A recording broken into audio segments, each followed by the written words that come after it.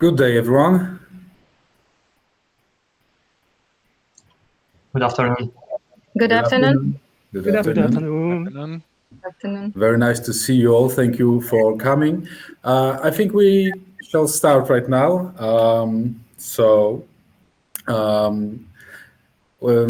Hello, everybody. I'm glad to welcome you to our today's panel. Today's debate, as I should mention, is the third in a series of 6 debates held as part of the Polish Asia Zbliżenia 2021 Forum, organized by Gazeta Bankowa and w gospodarce.pl economic news portal.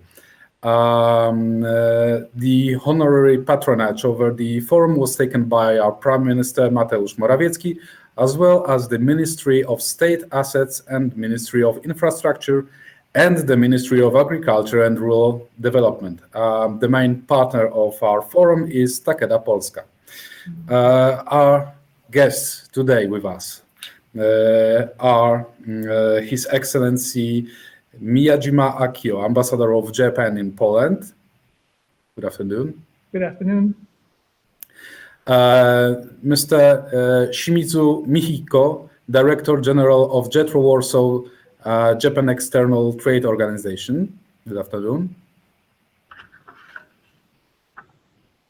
Mr. Paweł Jabłoński, Undersecretary of State. Good afternoon. Good afternoon. Undersecretary of State for Economic and Development Cooperation, as well as African and Middle East Policy, Ministry of Foreign Affairs. Good afternoon. Good afternoon. Mrs. Beata Daszyńska-Muzyczka, President of Polish State Development Bank, Bank Gospodarstwa Krajowego. Good afternoon. Good afternoon, everyone. Mr. Adrian Jabłoński, Corporate Affairs and Communications Director, JTI. Good afternoon. Good afternoon. And Mr. Tomasz Słoniewski, Thought Leadership Senior Principal at Accenture. Welcome. Good afternoon. My name is Maksymilian Wysocki. I'm the managing editor of gospodarce.pl and journalist of Gazeta Bankowa. Once again, thank you very much for joining in today. With this excellent panelist, I believe this will be an exciting panel and part of this forum. Maybe we should start with this question, of course, to His Excellency Ambassador Miyajima. How is Poland and Japan similar?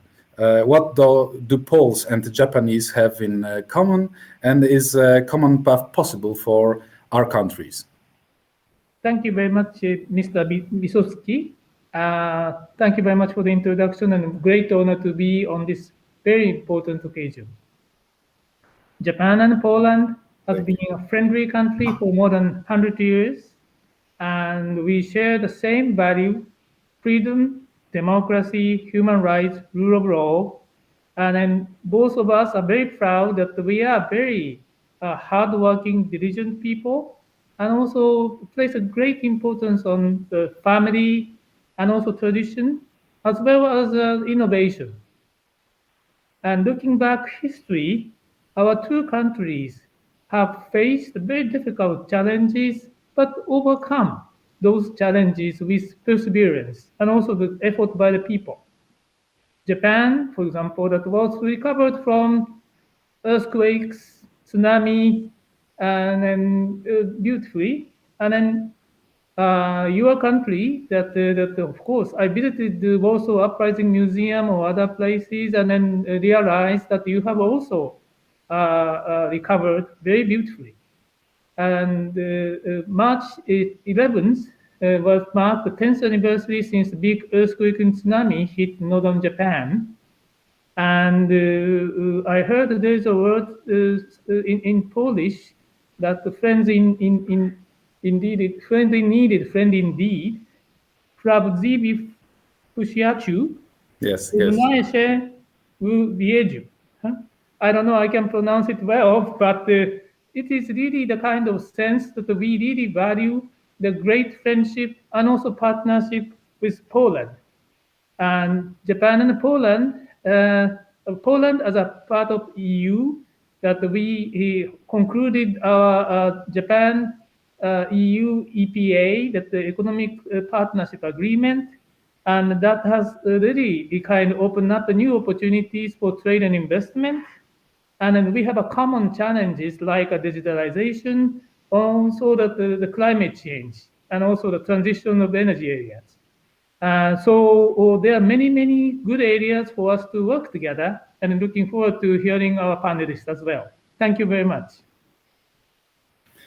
Your Excellency, there's a lot going on today. Tomorrow we will be having a talk with our Prime Minister, and we should say, or we could say, or can we say, that Polish-Japanese relations are blooming, because the intensity of the diplomacy efforts seem to be on the rise, as we should point out.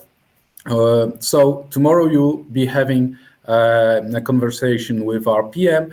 So today let us talk about what cues can Poland take from Japan, what hints, and what Japan take on from Poland. On the other hand, what are the most important conditions for our cooperation to be better? And what are the goals for His Excellency in Poland? What does the Polish economic diplomacy want to achieve in Japan? So those are the questions for starters. Well, very important, tough questions. But I have been ambassador here last 4 months, and I'm very happy to be serving in this very beautiful country. And I can already see that the good potentials to develop further. January last year, the Prime Minister Morawiecki visited Japan, and a very, very successful or wide-ranging discussions with his counterpart, including former Prime Minister Abe, and also business community. And then we have been try to follow up whatever that they have decided and agreed upon one by one. And then so we have a very good agenda. We are now finalizing our action plan for the next 5 years to work together. So as I said, energy and infrastructure, the development is one area that which we feel that there's a very good chance to collaborate.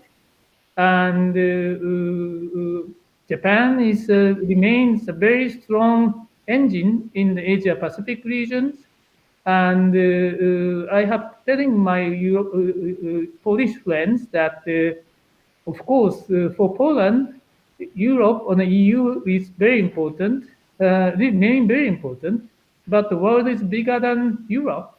And then Asia-Pacific is really kind of the dynamo for this century and the next century. So we do hope, my goal is that to establish a good partnership between Japan and Poland, here in Poland and also in Japan and Asia. And then I believe that Japan is the best partner in this aspect. So this is my goal. And we do hope that we can achieve this goal together. As you know, that Japan is now the number 3 that the GDP, that the world great power, and well, it will remain so that for more than 10, 20 years so that Japan will remain big economy, and also for the IT and then the technology development. Japan is really always the kind of the country which has put a lot of emphasis on R&D, and I think that Japan is the most attractive R&D kind of country. Just for your information, the number of the international patents that are submitted, well, now the world is dominated by United States, China, and then Japan. And the number of the patents we submitted is more than twice as many as South Korea or Germany. And also I just counted about 150 times more than Polish. So Japan is still really kind of putting a lot of emphasis of the technology development, and then we are really looking forward to have a good partners to work together. Japan is now preparing for the hosting Tokyo Olympic and Paralympic in July. And in year 2025, we are going to host the Osaka Kansai World Expo. So there are many kind of the important milestone events we are going to have. And we do hope that that is also going to be not only just the political or the cultural events, but also good economic kind of opportunities for us to, both of us can benefit. My motto as ambassador here, I hope would be that, Japonii I Polska to dwa kraje kwitnącej przyjaźni. So I hope I can say this many, many times with big smile. Thank you. Thank you very much. Much appreciated, kind words. The same question would go to Paweł Jabłoński, Under Secretary of State for Economic and Development Cooperation. Poland and Japan, what can we learn from each other? What are the goals for Polish diplomacy as looking forward towards Japan? Well, thank you for this question. Thank you, Your Excellency, for these kind words that you said. And the question I am grateful for because it is frankly quite an easy question. It is actually quite difficult to find two countries that could be more friendlier and have more positive relations than Poland and Japan. I think what my predecessor was saying on this supports that we are forging our Polish-Japanese friendship very strongly. And only last year we celebrated 100th anniversary of establishing diplomatic relations. During this time, obviously, Prime Minister Morawiecki has visited Tokyo, and tomorrow we'll have the opportunity again to speak to the Japanese Prime Minister. So as you can see, it is indeed blooming, as the ambassador rightfully said. And actually, when we look at economic diplomacy, it was at the very center of our relations from the starting point. The first bilateral treaty that Japan and Poland signed was the Trade and Navigation Treaty of 1922. And one of the main products that Japan started to import in large quantities at the time was Polish medicines. And I personally believe that Polish pharmaceuticals today are far better than they were in the 1920s. So we should definitely return to this beautiful tradition of exporting more of them to Japan. And this is one of the tasks that we put ahead of us. Obviously, even when we remember those good times, still the trade at that time was nothing compared to what it is now. And the solid base that we have, the EU and Japan Economic Partnership Agreement that facilitated the access for Japanese and European markets. And after a few years, it came into force. We can say that Polish companies are among those that profit the most of this agreement. And Poland and Japan together bilaterally became strategic partners in 2015. So it even stronger enhanced our relations. Right now, we are finalizing our strategic plan for the period 2021-2025. This wouldn't be possible without the efforts of economic diplomacy, but this wouldn't also be possible without the efforts of Japanese and Polish business. Now, we have seen over the last 30 years, after the transition to free market economy, to democracy, that Japanese companies were among those that first trusted in Poland's future, in Poland's opportunity, that they were together with us from the very first day. And it continues to be the case since that time. Just in 2020, despite the pandemic, another 7 Japanese investment projects in Poland were finalized with a total value of over 260 million euros, adding over 500 new jobs to the market. Just to name a few, it was an upgrade of Toyota plant in Wałbrzych, and Jelcz. It was a new factory in Ujazd by the Kurare Group. It was also a new Toshiba carrier plant in Gniezno. According to Polish Trade Investment Agency, another 14 projects of similar nature are in the pipeline right now. More or less 2,000 jobs will be created there. So it is no surprise that given the number of these investment projects and investment inquiries, Japan is one of the most important partners for Poland. And as the ambassador rightfully used the old saying that a friend in need is a friend indeed, there is another one that's also coined by a Polish poet, Jan Kochanowski, who says that thanks to friendship, I am more tranquil. And thanks to tranquility, I have more friendships.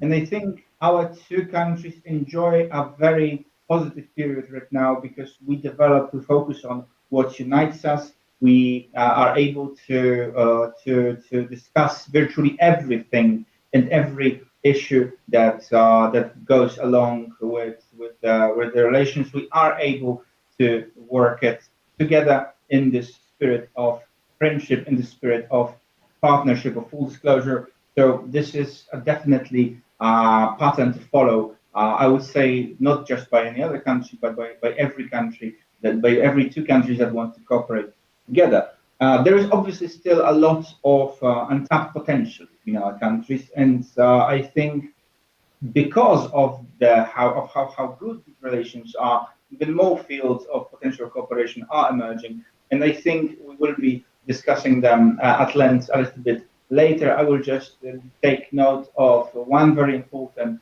aspect of this cooperation, and that is the infrastructural development related to various fields, related to transport, related to energy cooperation, also related to digital infrastructure. And these three areas happen to be the pillars of 3Cs initiative, which I'm also in the Ministry of Foreign Affairs. I'm a coordinator for this initiative. And this is one of the most ambitious projects in history of Europe, to develop the infrastructure in this region, not just in Poland itself, but in the countries of the 3Cs, the 12 members of the initiative, over 100, almost 120 million people responsible for a big chunk of EU GDP, and still the infrastructure gap is big. So it also means that many potential investment opportunities will come along just in the coming years. So this would be for the initial remarks, and I'm obviously happy to discuss further in detail. Thank you very much, Mr. Secretary. Of course, building friendship is based on trust, and trust is built on understanding, the mutual understanding. So, Your Excellency, let me ask you, how is Poland perceived and viewed in Japan? We are talking always about Chopin, but what else? How is Poland perceived in Japan, and especially in context of its economic potential? Thank you very much. Well, when I heard my assignment, many friends in Japan really congratulate me so strongly, as the Minister Jablonski said that well, we have only positive relationship between us, and also, as you said, of course, your great Chopin was so popular in Japan. But of course, that I'm looking forward to witness the great Chopin contest that will be held maybe this October. But I believe that there should be a way to go beyond Chopin. We have more than 300 Japanese companies operating here. They are very happy about their investment decisions, working very closely with the Polish people. As I said, that they are very hardworking and also innovative. And we know that Poland is the leader of this region, the Central and Eastern Europe, and it will remain so. And so in order to retain the vitality of Japanese economy, definitely that Japan needs Poland. Poland to be remain very, very attractive and dynamic and well connected in this region. And then the value, adding the kind of value of the logistical hub and export hub, and then so that to guarantee the great access to the bigger EU market. In this context, I've been very, very interested in learning more about the 3Cs initiative, and I'm trying to promote that with my friends in Japan. And but at the same time, now the world is changing. The corona pandemic is still here, and then all the global or the Japanese companies are thinking about regional optimization. Try to reduce the cost and then rechecking the value chain globally. So we really do hope that there will be a great collaboration between us to improve the investment environment and then keep working on it so that those Japanese companies who have been already here and also those Japanese companies who are interested in coming over this region who decide to come over here. And so I'm very happy to be able to work together with our Polish friends on this subject. And so I feel very positive about it. The current kind of the capability and resilience are demonstrated by the Polish economy during this pandemic time. And I'm going to promote more, telling my friends in Japan about it, and also the great potential for the future. Maybe IT-related, young, talented people. Well, that desperately Japan needs. Japan has a bigger kind of older population. So again, as I said, that Japan needs Poland. Poland also needs Japan as a partner in the Asian market. So this is a really win-win, I think, that the partnership. Thank you. Your Excellency, thank you kindly. So the 3Cs initiative was mentioned 2 times, so I guess this is the perfect timing to ask Mrs. Beata Daszyńska-Muzyczka, President of the Polish State Development Bank, about how to maintain our profits and multiply them from our cooperation. Thank you very much. Maybe I start from the beginning, how the Polish and the Japanese relation are developing. And the first mention which the Japanese visitor was present in our Polish land was in 1892. The Major Fukushima, who rode by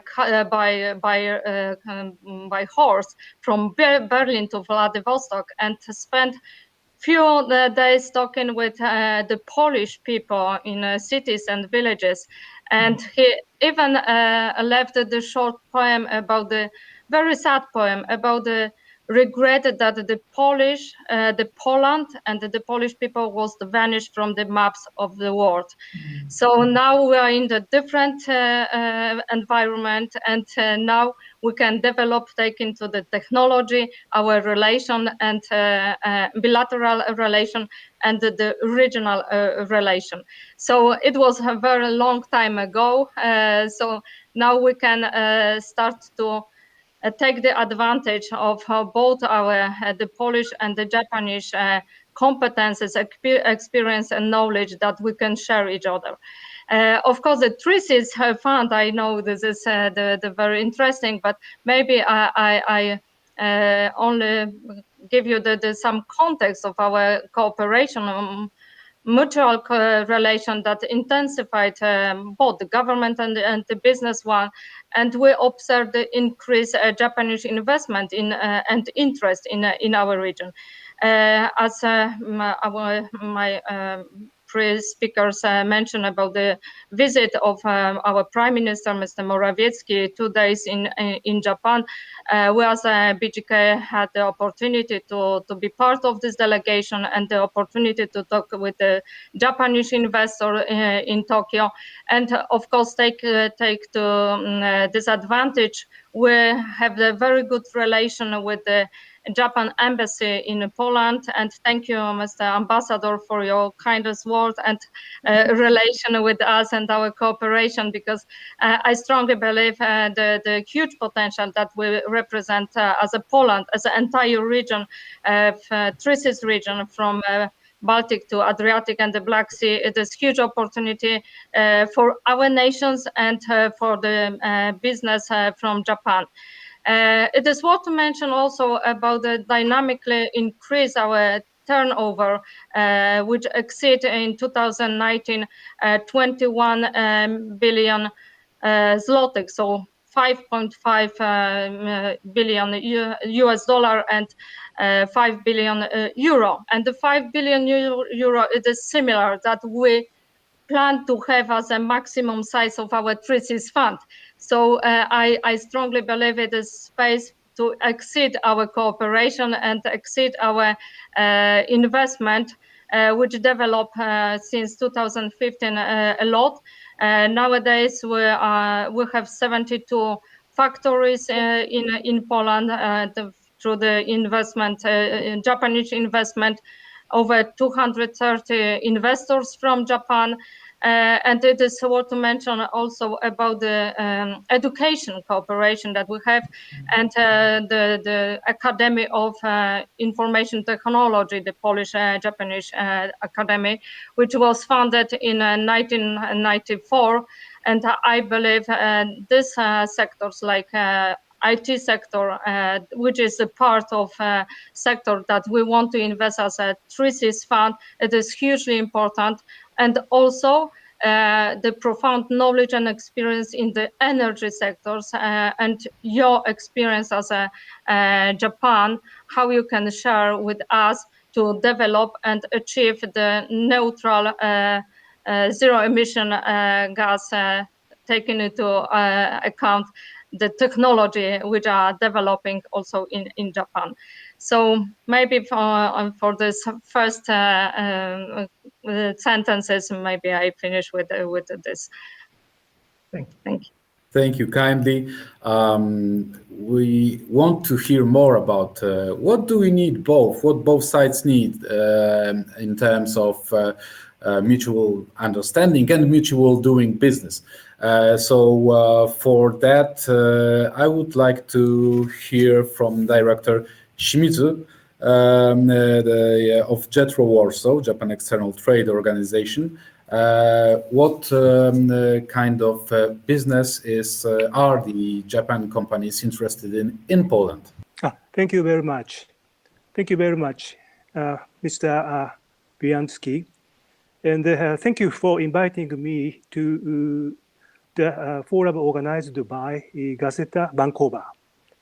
And I'm Mikihiko Shimizu, a Director General of JETRO Warsaw. And first of all, I would like my sincere gratitude for the support to JETRO's activities to Mr. Paweł Jabłoński, Minister of Foreign Affairs, and the Honorable Mr. Akio Miyajima, Japan's ambassador to Poland.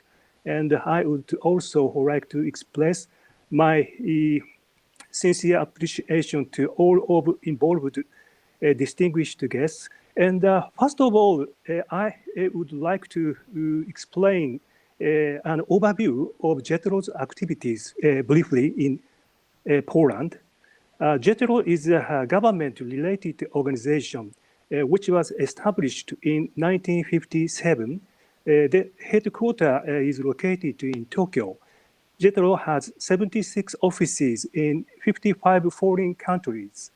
We have a wide network in the world. And we have been working for encouraging business relationship between Japan and foreign countries for over 60 years. And we set up the office in Warsaw in 1975. And we have been working for Poland and Japan for over 45 years. JETRO supports both Japanese companies which want to do business overseas and for... I believe we've lost connection with Director Shimizu? Yes, definitely lost the connection.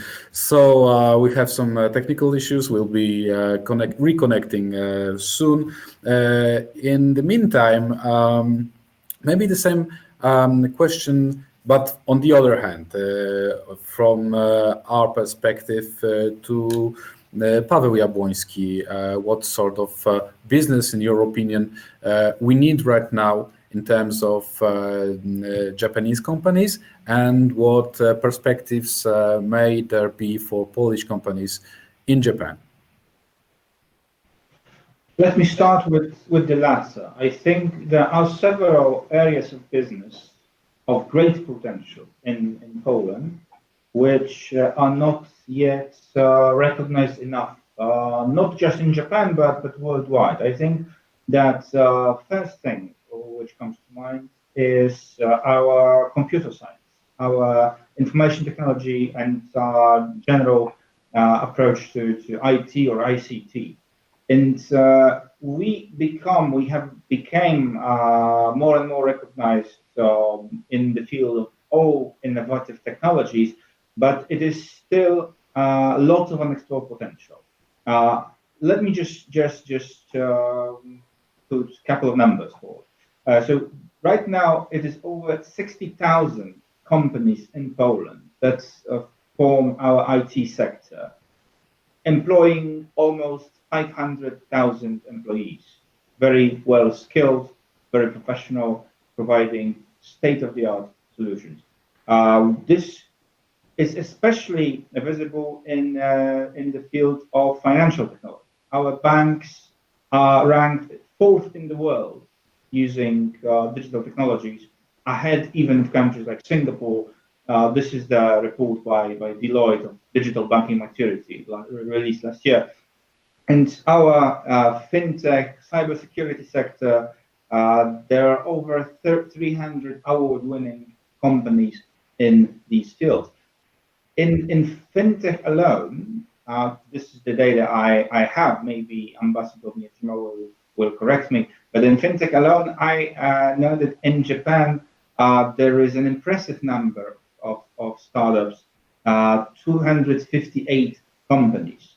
Poland, which is a much smaller country, we already have 240, which shows how big a potential this is, how huge opportunity to provide these solutions that are already here. They are created here. They are exported. They are also applied by the top companies from this sector in the world. So I think this is one of the fields that is especially promising.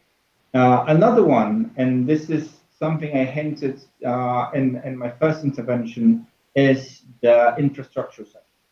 And we know that right now, as also was said by President Daszyńska-Muzyczka, the needs for developing infrastructure in Central Europe, in the countries of the Three Seas Initiative, are estimated at around 600 billion euros just this decade, just in the coming 10 years. This is estimated by the International Monetary Fund. This is estimated to be necessary in order for our region to catch up with the Western Europe, those countries that had the historical opportunity to develop without the burden of communism. And this means that we will need to be spending very highly in the coming years to minimize this gap in roads, railroads, all sorts of transport infrastructure, ports, airports. There is this big project of Solidarity Transport Hub, which Japan is obviously aware of. Obviously, right now we are initially talking to Korean side, but this is far from being over. This is actually one of the components. There is airport. There is huge plan of constructing railroads of around 200 to 2,000 kilometers of new railroads of high speed, and we all know how experienced Japan is in this field. And I believe that investing in this is going to be a huge opportunity in the coming years. Another sector, energy.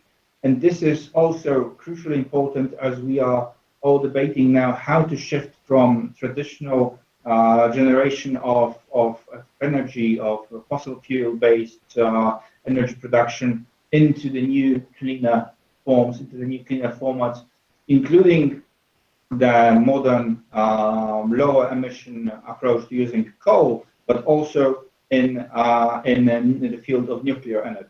And here, this was also one of the key elements of Prime Minister Morawieckis' visit to Japan last year, and we are still in very intensive dialogue with the Japanese side of using these technologies to the benefit of Polish economy, but to the benefit also of Japanese businesses that are able to provide their solutions for better use of economies in Poland and in other countries of Central Europe. So I believe these aspects are going to be most important in the coming years.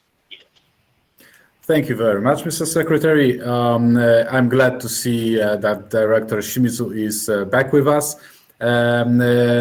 Sir, we'll be heading back to you in a moment because I would like to keep the flow of this conversation. And so just briefly, I would like to ask Accenture for an intake about these trends that we have things in common, what options and what is there on the table that is quite attractive, and we can all take advantage of the mutual cooperation. So if you be so kind, Mr. Tomasz Słoniewski, Thought Leadership Senior Principal at Accenture.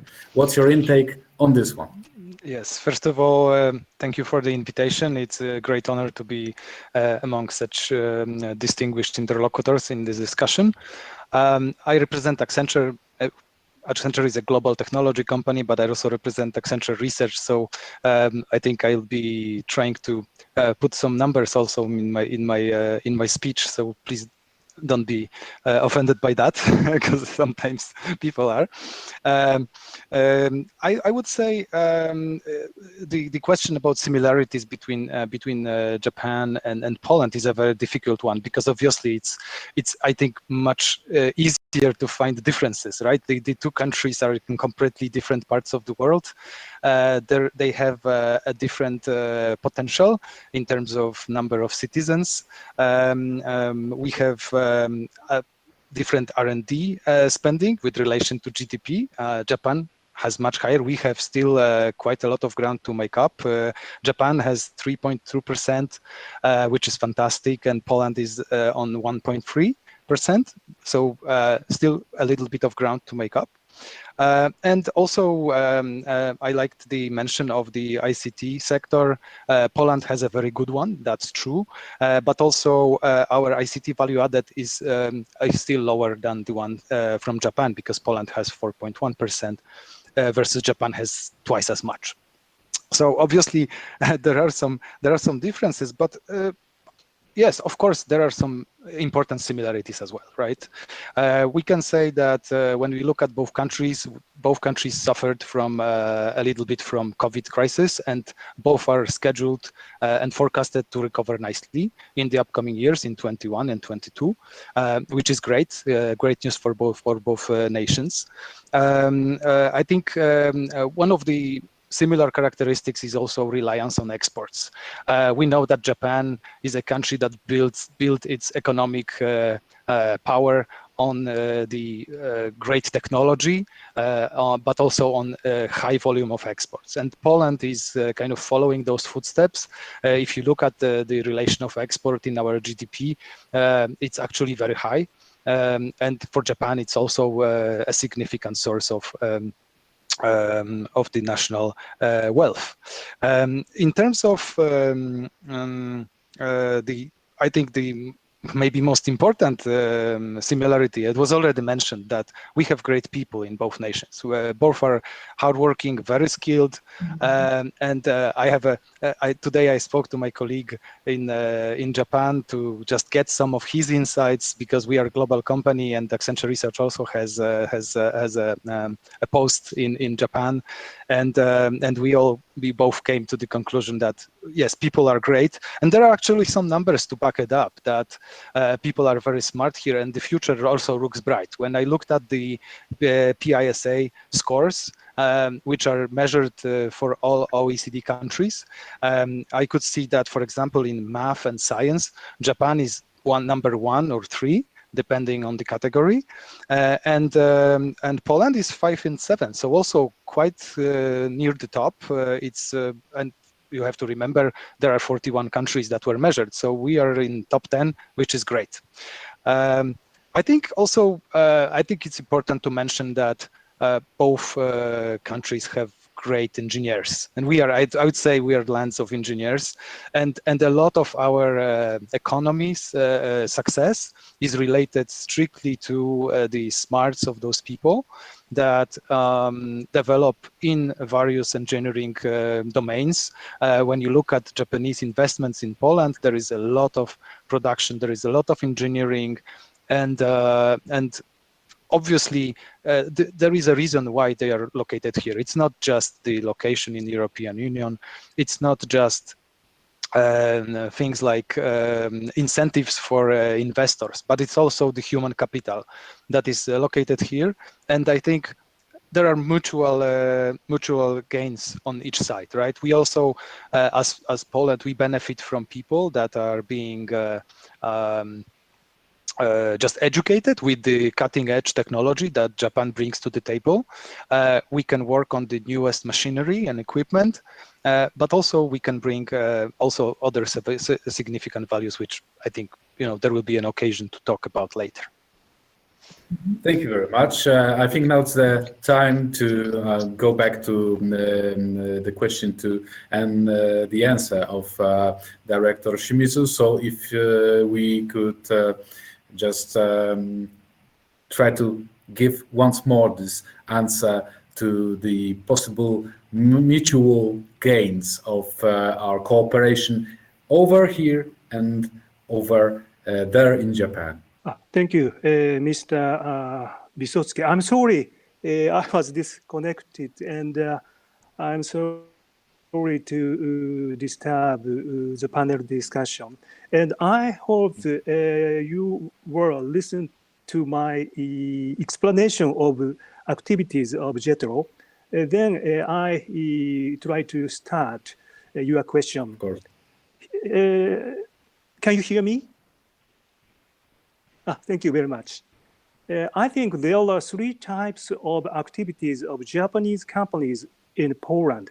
Firstly, as you know, Japanese global manufacturing industry, for example, the automotive industry and the auto parts industry have been invested a lot in Poland and have been producing products in Poland.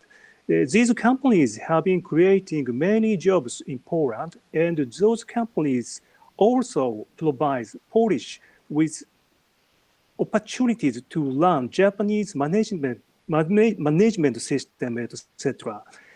Secondly, Japanese companies invest in Polish companies to produce products by working together in Poland. For example, food manufacturing industry produces their product with Polish companies. Currently, I pay attention to the third type. Japanese companies are investing in Polish companies to create new value for their products and provide service not for the Polish market. It is for the Japanese market. In Japan, small and medium enterprises are looking for business partner to develop their product and service abroad. For example, a Japanese company has invested in Polish startup, and the Japanese company has sent Japanese business persons to Poland, and they are working together for the future of both companies. The investments by manufacturing, such as auto industry or food industry, are still important. But in the future, it is expected there will be more collaboration with Polish startups with advanced IT technology. Thank you. Thank you very much. I think it is a good moment to ask Mr. Adrian Jabłoński, Corporate Affairs and Communications Director in JTI, about the everyday experiences of this Japan, Poland, getting business together and making business. How's it turning out for your company? And if you would be so kind to share with us your intake on the topic. Thank you, His Excellency, Mr. Ambassador, Mr. Minister, dear speakers.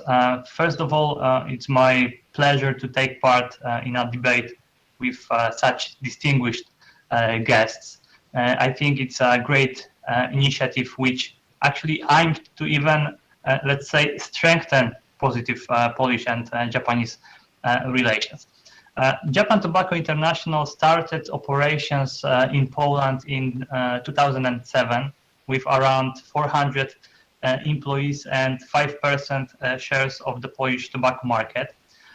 Since that time, JTI invested in Poland over $1 billion, mainly in a production facility located in Łódzkie region, which is central Poland.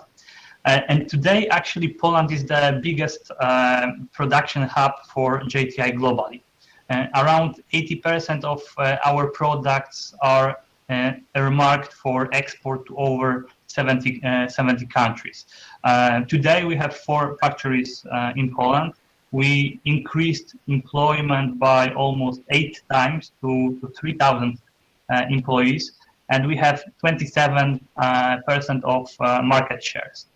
But JTI in Poland invests not only in, let's say, production capacity. In 2019, the company decided to open in Warsaw its Global Business Service Center, which supports companies' global operations in such areas as finance, sales, people and culture, research and development, and actually many more. It means, I would say, that JTI engagement in our country is very complex, is very comprehensive, covering almost all areas of doing business. And to address your question, how our business is going, why actually JTI invests in Poland. First of all, I would say that we have, as Poland, highly skilled and talented, well-educated people, as was mentioned before. Poland also has very solid infrastructure, stable economy, and stable political environment. And actually, last but maybe not least, is our geographical location in the center of Europe. And I think all these factors make Poland a place worth to invest for foreign companies, including Japanese companies. So I'm conscious of time, so that's it for the moment from my side. Thank you very much. Thank you very much. Maybe this time the question to Mr. Paweł Jabłoński. What kind of investments, especially from Japan, Poland, would need today? The answer is simple. Every kind of investment. I think there are every field of development that we are seeing now requires more and more capital, more and more potential partners with experience, with knowledge that are able to bring it to the next level. I think, especially aside from the areas that I mentioned before, but also slightly related to it, is the area of transport. And while I was mentioning railroads and big investment projects in infrastructure, there is also one key element in which Japan business is already very present in Poland, but we can do much more, especially when we see which way is transport going to develop in the coming decade.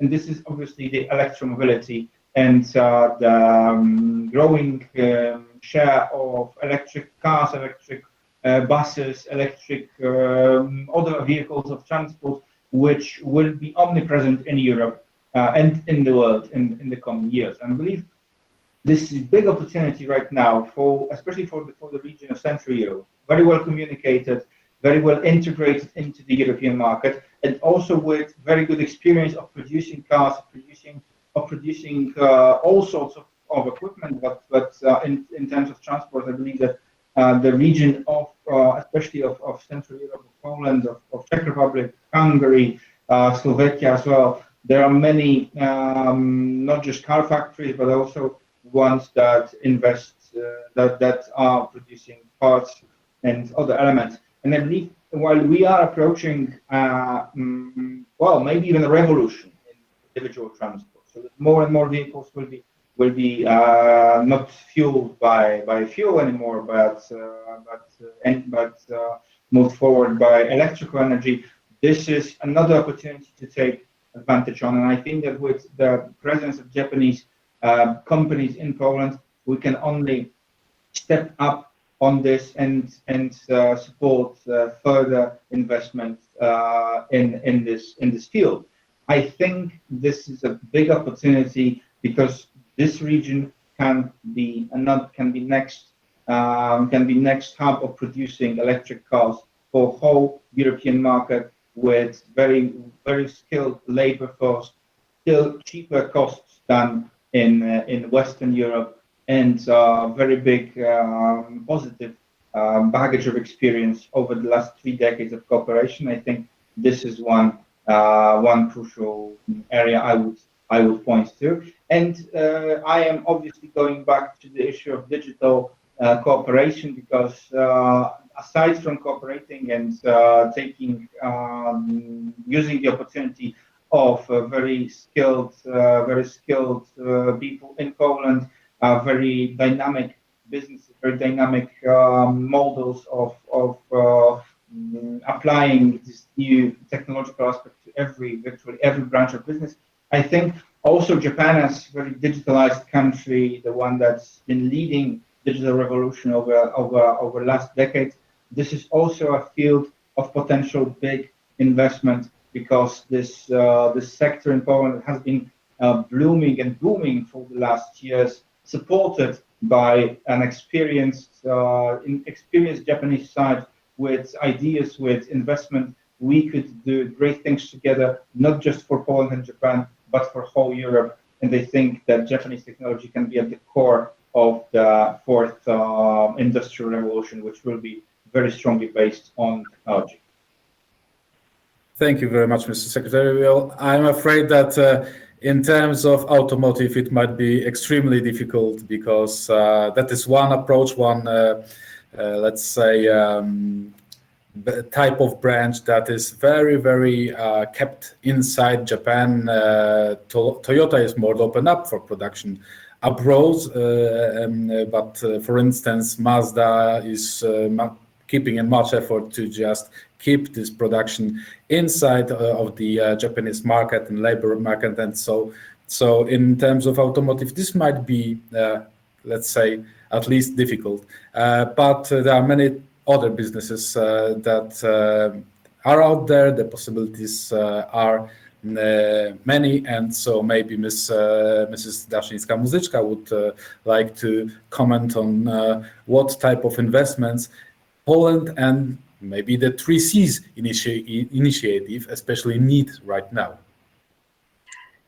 Thank you very much. If we need to visit many places across this region in the 3 Cs region, not only the electric car we need, but most important road and infrastructure that we need in this region to visit so many places. I would like to underline that the Japan is the 3rd biggest economy in the world, and the Japanese investors are the most, from our perspective, reliable, trustworthy, and stable investor and partners. And from the other hand, we as three countries, including the Poland, the biggest country in this region, we are looking this type of investor to develop our infrastructure. The total needs, as Mr. Jabłoński mentioned, it is 600 billion euro that we need to spend for our infrastructure in this entire region, only for these three sectors, transportation, digital, and energy. And comparing the amount of money that we need to spend for the energy, it is 90 billion euro. And for the ICT sectors, it is 160 billion euro. So it is huge money that we are looking at very professional investors. Looking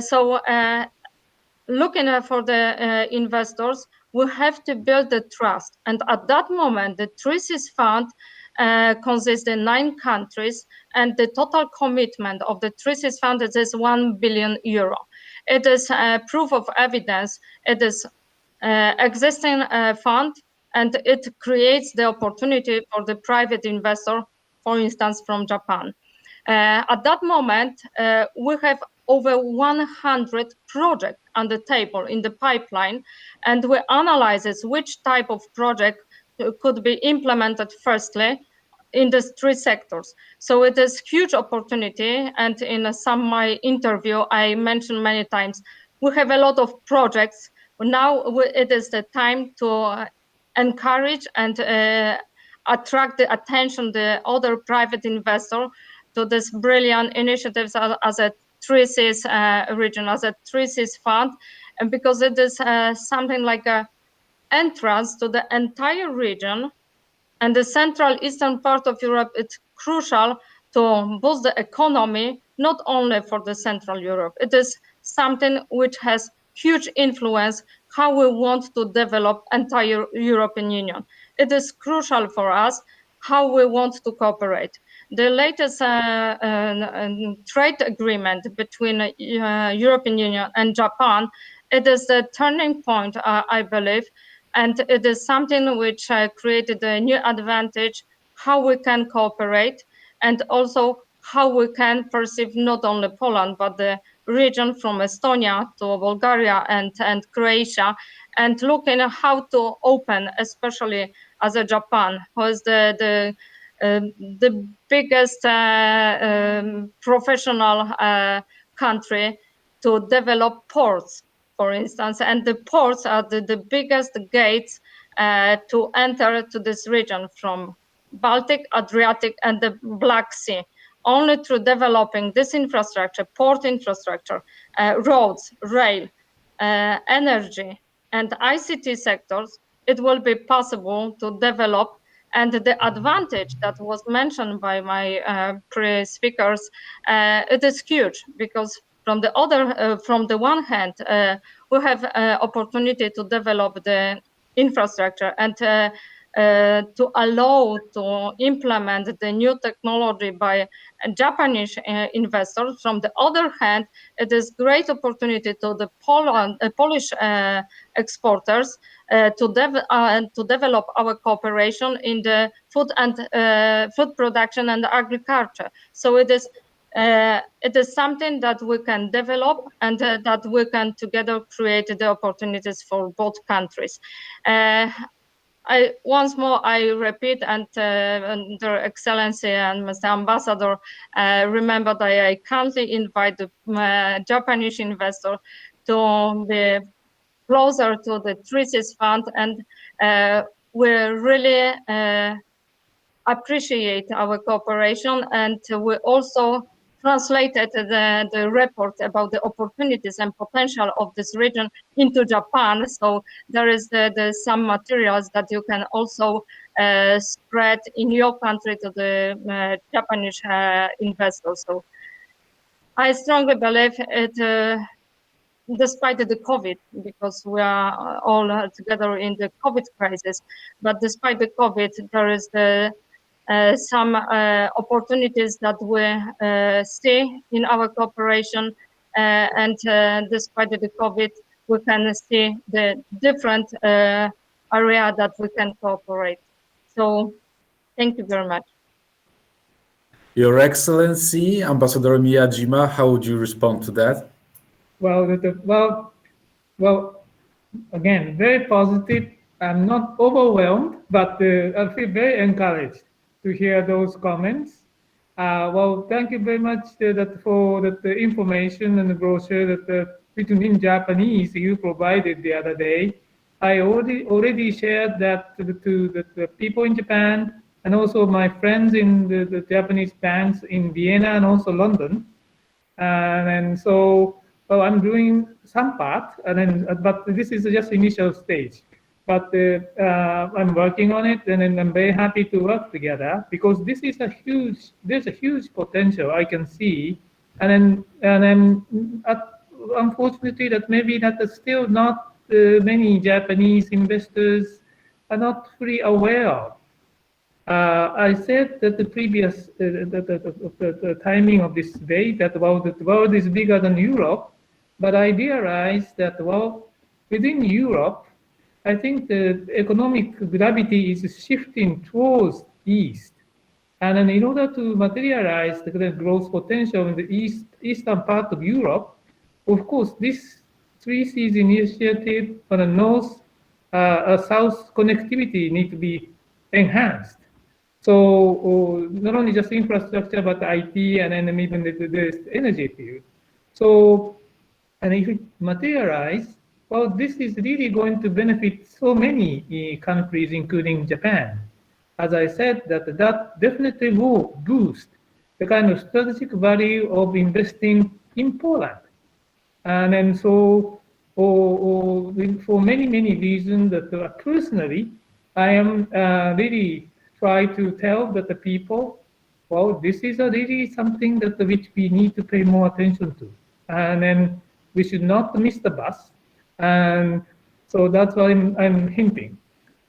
As for the investment areas, of course, the role to be played by JETRO and also the PIFE have been very important.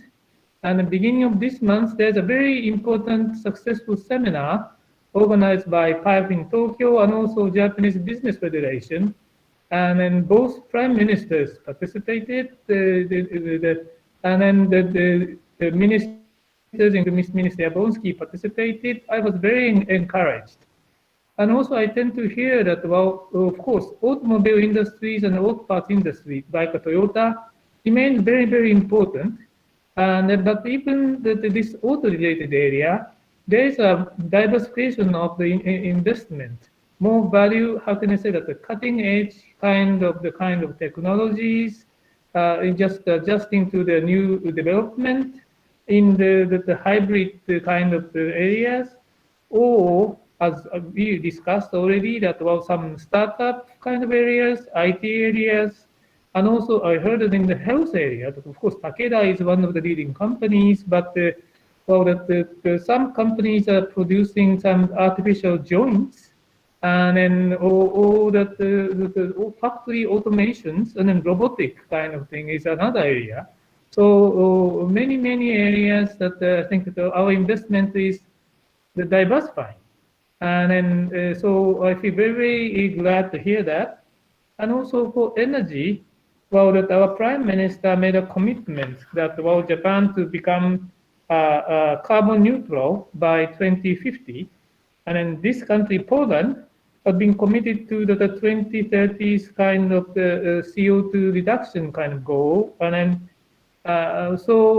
but at the same time that Japan and Poland at this moment is depending on heavily on the fossil kind of the energy sources.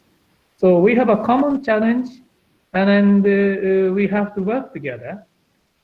Japan has a technology, nuclear, the hydrogen, or that maybe clean coal technology. So we hope that we can communicate between two governments, and then and also maybe for the business also that to work out something concrete to proceed to make corporations. And that definitely is a good investment opportunity, but also that would boost, as I said, great growth potential for Poland. So, as ambassador here, I'm very happy to have a very positive agenda in front of me. Thank you.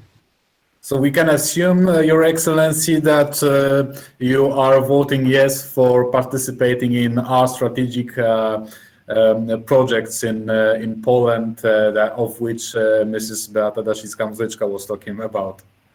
Well, I'm a supporter. Excellent, thank you very much. Having said that, there are always, in terms of management and quick wins, there is always a question of low-hanging fruit. So I would like to address my next question to Mr. Słoniewski. Taking a look at the overall business and the Free Seas initiative and trying to do business in mutual understanding and possible profits, what are, if any, low-hanging fruits in the Polish-Japanese cooperation in this kind of strategic investments? Well, what's the easiest way, shall we say?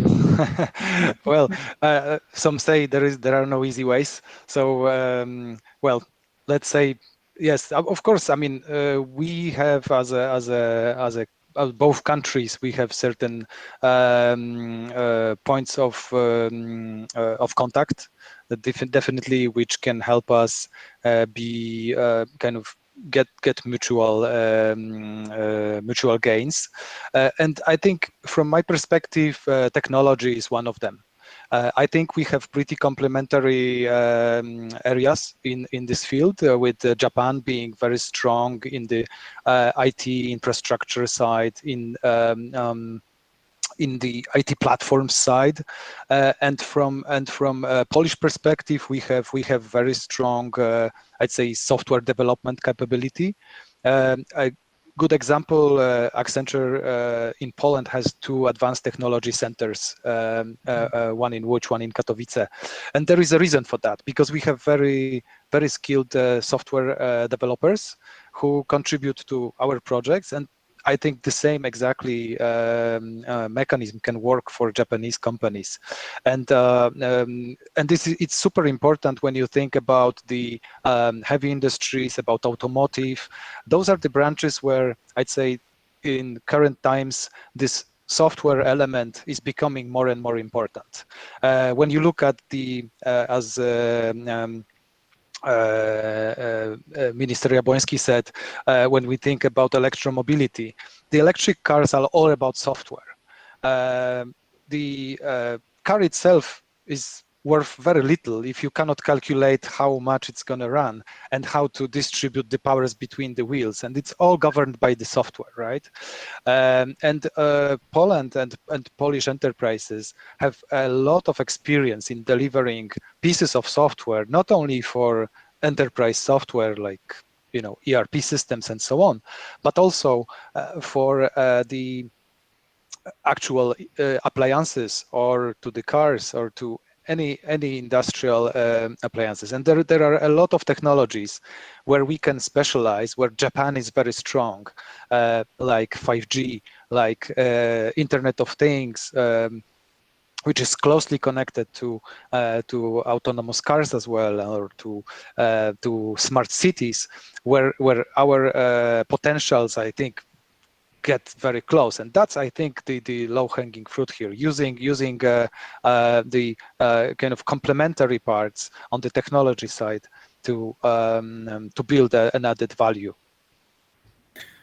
Thank you very much. To achieve it, well, of course, there always have to be the right conditions. So let's start a quick round about the proper conditions. If there are proper conditions right now, if not, what is needed where? What is needed for the Japanese companies in Poland? What is needed for Polish companies in Japan? So shall we start this time with Director Shimizu, if you please. Oh, thank you very much. And I understood you asked me a possibility for Polish company to investment to Japan. Is it right? Partially, yes. First of all, the proper conditions for Japanese companies to make business in Poland and Polish companies to make business in Japan. What is needed on what side? Mm-hmm.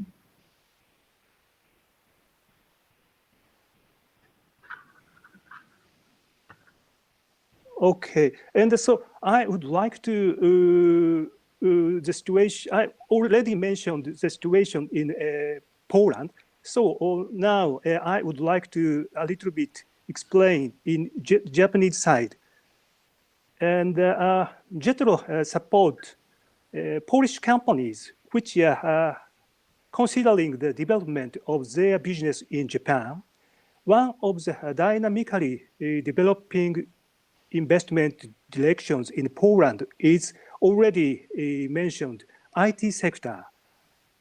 And in October 2018, we organized a delegation of IoT companies, Polish IT solutions providers, and other interested parties has the opportunity to participate in networking events with NTT Data in Tokyo and meet a representative of many other companies at the time of the Modern Technology Fair CITEC.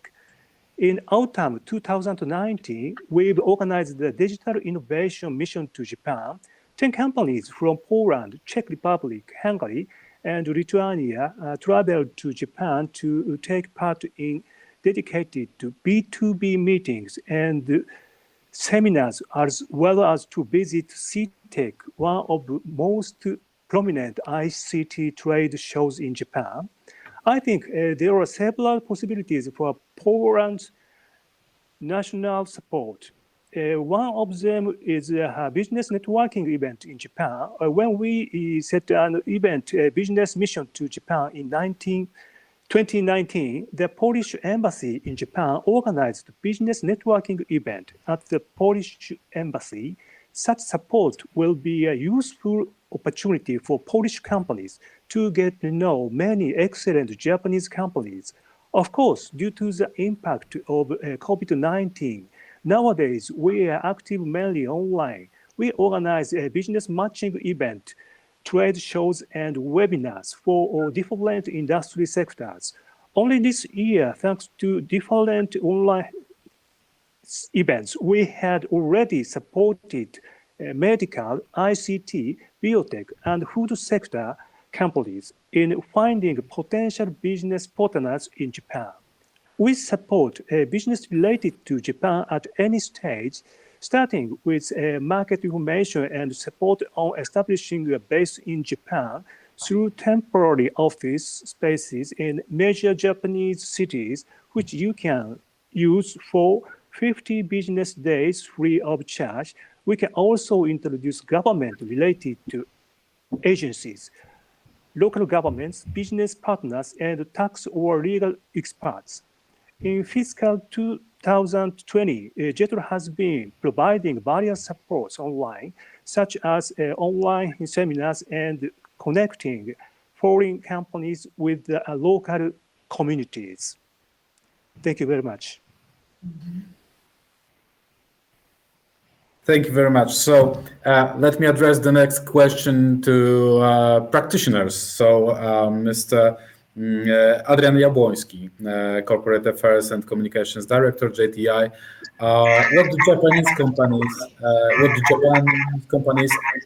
like JTI in particular need for further development in Poland? Well, in one word, I would say predictability. Taxation and regulatory predictability. And I think this is something, let's say, very universal for many companies, especially in today's pandemic reality. But as JTI, we operate in the tobacco sector, which is basically very important for the Polish economy. Poland is the second largest producer of cigarettes in the European Union. Production and sales of tobacco products is responsible for around 29 billion zloty revenues for the Polish state budget every year, actually, which is around 7% of the total state budget. And maybe it is not a common knowledge, but taxes account for 80% of price of cigarette pack. And for this reason, actually, illegal cigarettes are very attractive for organized crime groups. Any tax shocks and sharp excise increases may lead to increase of illegal trade and smuggling of cheaper products from Belarus, from Ukraine, and from Russia. And we actually observed that in the past. In 2015, share of illegal cigarettes in the Polish market was the biggest in the history and accounted for around 20% of the market. And it was actually driven also by sharp excise increases in previous years between, as I remember, 2010 and 2014. But today, the black market is reduced to around 10%, which is also thanks to efforts of the Polish police and customs service. But again, public administration, enforcement agencies, and legal business should work together to maintain, let's say, this positive trend. And Japanese companies always plan everything in a long-term perspective, and it is reflected in investments decisions, and we believe it should be also reflected in regulatory and taxation issues, meaning this predictability of public administration decisions. And as I said, our business very much depends on taxation. Excise tax is a big contributor to state budget revenues. Therefore, for many years, not only as JTI, but also as the industry, we appeal for implementation of so-called excise tax calendar or plan, let's say, which will indicate gradual and every year excise increases, which is actually a way better solution than sharp and unpredictable increases every 3 or, for example, 4 years. Such calendars have been successfully implemented in many EU countries and allow to, let's say, maximize state budget revenues and at the same time do not make illegal trade to grow. So to sum up, predictability is a king, I would say. Okay, thank you very much. Yes, Your Excellency. Yes, if I may add a couple of things from my perspective, that thank you, Mr. Andrzej Jabłonski. That was, yes, we Japanese are the people who pay long term rather than short term. Rather than making short-term profit, we really honor kind of trust and a partnership, friendship, and then trust. So once we make usually it takes time for us to make decisions. But once we make decisions, we stick to it, we will implement it. And then so, as I said, those companies who made investment decisions, I think they took some time it took some time for them to make decisions, but they made a good commitment, and then they are working on it, and then they are happy about it. So what they are just wondering is whether or not they could remain as happy as they used to be. They have been. So, for example, that at this moment, that because you have such a wonderful number of the good, young, talented, hardworking people, but I also tend to hear that even in Poland, that maybe that you have a problem of the kind of smaller number of the kids, and a bit the aging society is also coming, and also because of the energy transitions. Some people who are operating factories are concerning about the possible rise in the electricities.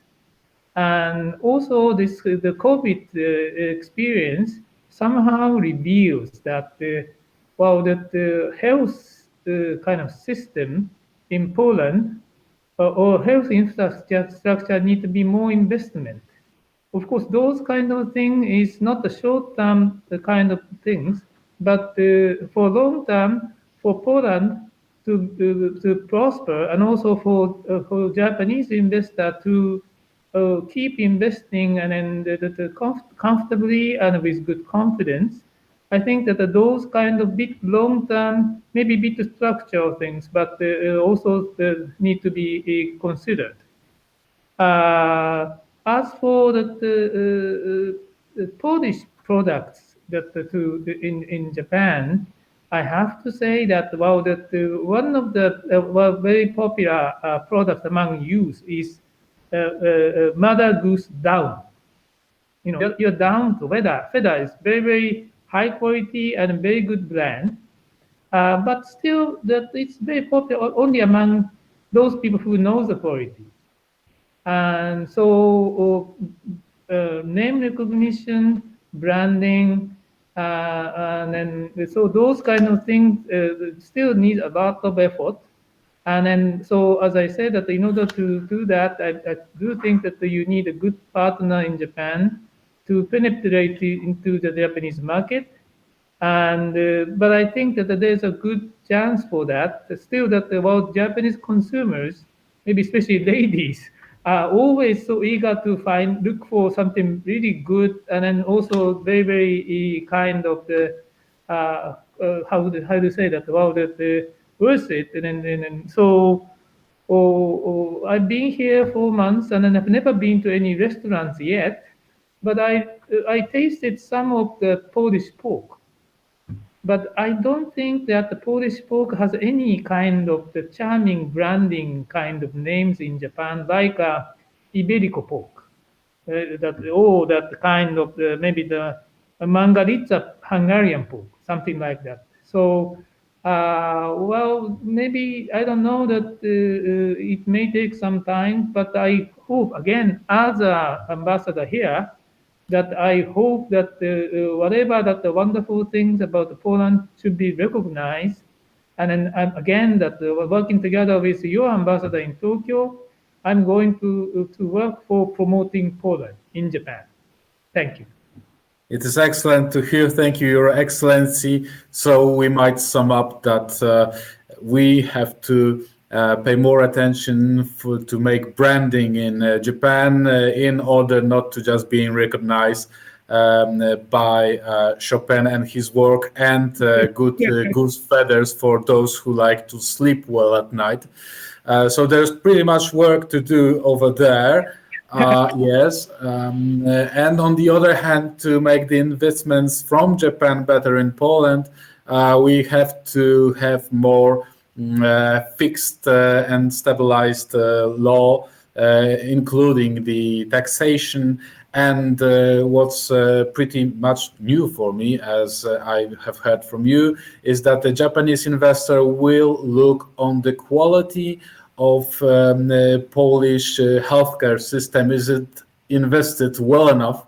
Because the aging of society is one of main factors that will be focused on. The Japanese investor will have a focus on while making a decision, and this decision in Japan made by Japanese business is pretty much long-term and not taken quickly, but when it's done, it's firm. And doing business is picking up the pace of making friends. So this is, I think, I got the summary right, I hope. Ladies and gentlemen, we'll be heading towards the end of this panel pretty much soon. So if you would be so kind and make a brief summary of your experiences from this conversation, pretty much the remarks you have to this conversation and topic of building the better understanding and business between Poland and Japan and the Asian direction. So maybe this time we could start the final round of remarks from Mrs. Daszyńska-Muzyczka, if you please. And thank you very much. Yes, as a sum up of our discussion, I think the predictability, it is the most important and unpredictable time, especially. And this is something that we have to know how to combine this. Better and better cooperation between our trade organization as a Japan organization and the Polish Trade Agency. It is crucial how to share the knowledge about the opportunities about the investment for Polish and the Japanese investors. This second point. And the third, of course, the TRISIS fund, you know, this is not my hobby, this is my mission to how to boost the economy in this region. And the TRISIS fund, it is something like a very attractive vehicle for the private investor. And the long-term investment and the decision for the long-term, the Japanese side, it is crucial for especially for the TRISIS fund. So thank you very much for very, very interesting discussion, and I strongly believe it is the huge and important platform for our cooperation in the future. Thank you very much. Thank you very much. Mr. Paweł Jabłoński, if you please. Thank you, and I'm really glad that I had this opportunity to be here today. Thank you for having me and for this very interesting conversation. I'm most grateful for the opportunity to hear directly from our Japanese partners of their views of the how Poland is perceived in Japan, but also what the Japanese business people need, what do they look at in Poland. And I think this is a very valid, very important lesson. Obviously, we are working on some of these issues already with the Ministry of Foreign Affairs, with Ambassador Miyajima, with the JETRO as well. And I'm glad that, especially over the last couple of months since Ambassador Miyajima took his duties in Poland, this cooperation has been really stalwart. And I have to say that we are very optimistic about the future. And another optimistic remark, that the ambassador mentioned Polish pork and the fact that it lacks certain branding. Well, Mr. Ambassador, Your Excellency, I take that as a very positive example, it was a positive sign of Japan being able to lift their restrictions on import of Polish pork, or at least the regionalization principle that was recently introduced vis-a-vis Hungarian pork. So I note this with big optimism and count on a very good cooperation on this field as well. Thank you very much. Mr. Adrian Jabłoński, if you please. Well, thank you once again for this great initiative. I believe that actually close cooperation of Japanese diplomacy, public administration and business will contribute to even more successes of Japanese companies in Poland, but also of Polish companies in Japan. And I think that JTI story in Poland is a great example of such success of let's say mutual economic relations, and it will be a driver for our further development in the future here in Poland. So thank you very much again. Thank you. Director Shimizu, please. Thank you very much. I think the barriers to doing business with Japanese companies are differences in language and differences in business customs and distance between the two countries. To deal with these barriers, it is important to take the time to deepen mutual understanding and build relationship of trust. So it is necessary to meet appropriate business partners At JETRO's business meetings and business mission to Japan, Polish companies can meet many Japanese companies directly. So we think that one way to deal with this is to take advantage of these opportunities to meet with potential business partners and find their right partner. I think business between Poland and Japan is expected to become more active because in spite of the impact of COVID-19, many Polish companies are still active by basic economic power in Poland. And Japanese companies are looking for new business opportunities. In addition to the EU-Japan EPA will help EU companies export more products to Japan and conduct business in Japan. JETRO hopes contribution to expanding two-way trade and investment between Poland and Japan when it comes to doing business with Japan. Or if you have questions, please don't hesitate, contact JETRO. And thank you very much again, Mr. Bianski. And I would like again to express my sincere gratitude for the support to JETRO's activities, Ministry Paweł Jabłonski, and the Honorable Mr. Akio Miyajima. Thank you very much. Thank you very much. Mr. Słoniecki, if you please. Yes, I'm just thinking that we've been talking for over an hour here, and nobody mentioned Japanese cuisine, which is hugely popular in Poland. So I just thought I'd do that just for the record. But coming back to maybe my area, I think one thing I wanted to add maybe on top is that both countries have great potential also to specialize in the certain areas of technology which are cutting edge, right? It's not all the technologies, especially in IT space, are equal. And one of the areas which is super important lately in the entire world is artificial intelligence or machine learning technologies. And from Stanford AI Index report, we can clearly see that Japan is number 2 in the world in terms of number of AI patents. So I think there is a big space to learn here, mutually benefit from the areas here, and the recent reports by Accenture, TechVision, and Fast Track to Future Ready Performance, they both indicate that Japan is ahead of other nations in many cases in the implementation and experimentation with AI. So I think for Poland, also quite an important area.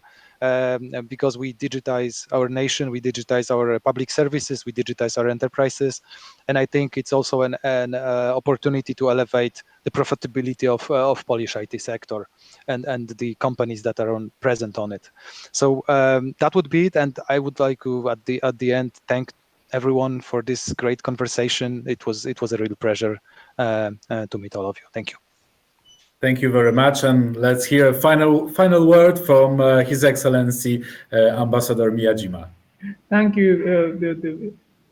Thank you very much for that, Wysotsky, that about this opportunity that I learned a lot, and then I felt again I'm a born optimist, but I became more optimistic. So thank you really very much. It's a very, very encouraging and also stimulating experience for me, especially because of the COVID.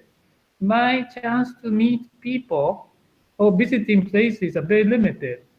But today I learned a lot, but I would like to learn more by visiting many charming cities in Poland and also meeting people in the government and also the business field. The other day I had a chance to talk online with the president of the Chamber of Commerce, Mr. Andalski. But really do hope that I feel that I need to listen to Polish business people and also Japanese business people more. And then so I'm really waiting for a good opportunity for those kind of things. And then in order to make the both ends meet, I think that both government and the business communities that need to work together. So that's one thing that which I am really convinced that today. Just concluding, I just want to report to you that thanks to the Japan EU EPA, that it was became effective February 2019. The trade volume between Japan and EU increased by 6%. And then the trade volume with Poland increased 25%. And then despite COVID, the figure that the year that 2020 remained the same, remained strong. So because the Polish economy is going to be resilient, and then as that the other panelists said that this year, next year, that is going to show that the robust kind of the robustness of the Polish economy. So I feel very positive that we can see more positive numbers coming, and also those numbers are just calculated bilaterally. But because Polish economy is so integrated into other European market, so I'm quite sure there will be an export to Germany or other countries, and then an export to Japan as well. So I feel that already that we see that the kind of already positive impact of this bilateral treaty. But in order to make more concrete advancement, well, of course, both government and also that each business companies have to make good effort. And then maybe with the help of the PIPE or JETRO for business matching.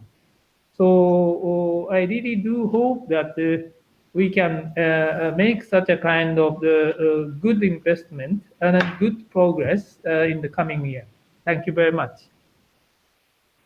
Thank you, Your Excellency. Ladies and gentlemen, I would like to thank you all for having you here today. It was a fascinating conversation and discussion. Let me just say that the pandemic has, I think, broken and burned many bridges, but after this discussion today, I see that we can build new ones based on the new opportunities that are just arising, and we can be very mutual beneficial and get benefits from this cooperation. So let's make new bridges. Thank you, ladies and gentlemen. It was an honor to have you here today, and I'm wishing you a very good end of the day today. Thank you once more. Thank you kindly, and have a good day. Goodbye. Dziękuję bardzo. Thank you very much. Thank you very much. Thank you very much.